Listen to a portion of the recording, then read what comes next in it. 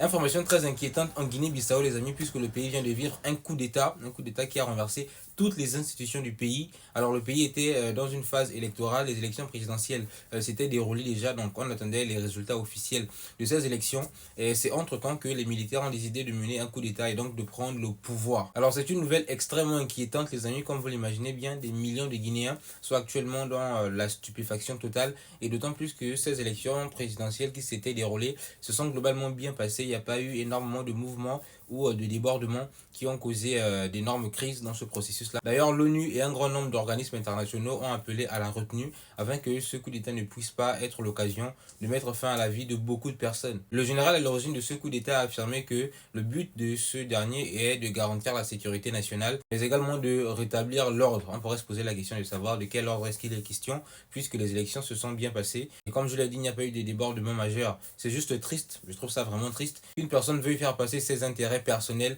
au détriment de tout un peuple. Parce que lorsque les élections se passent bien, en général, déjà c'est un exploit, c'est un miracle.